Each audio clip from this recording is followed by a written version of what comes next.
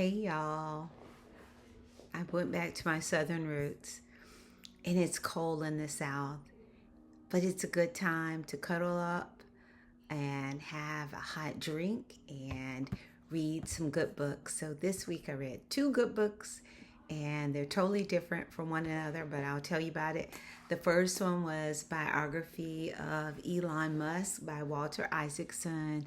I think it's about 3 years old, and I read it on my Kindle because I can do that, and it's interesting for me because last week I finished this book called Visioneering by Andy Stanley. And then I did not think that the biography on Musk was going to be as much of a book about extraordinary vision as it was, but it is. I mean, Elon Musk is the ultimate visionary of our time. Like him or not, he is what he is, and what he's bringing to America, to the world, is extraordinary.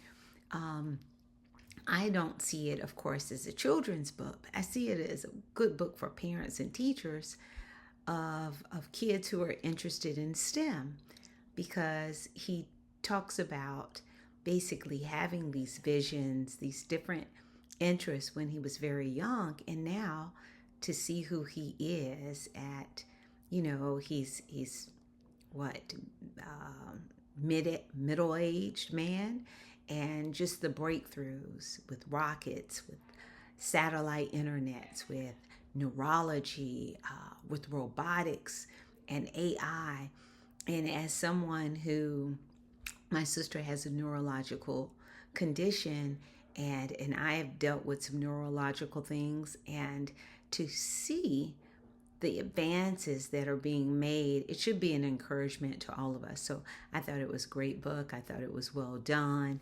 Again, it's not for kids, and it has some language, and anytime you're following somebody's life, it's not G-rated, but it's definitely, a book I would read if you're interested in people and humanity and vision. The other book I read is Black Trailblazers. It's by Frances Presley Rice, and it's pioneering African Americans who shaped the founding and development of America. This is what the book looks like. It is a good book. It's on time for two reasons: because it highlights the major trailblazers, replete with historical data and pictures. And I like pictures. It's an easy, like 1 day or a few hour read of history. And it is also a resource for life. So you want to keep this one in your on your shelf. I encourage you to grab a copy of this book.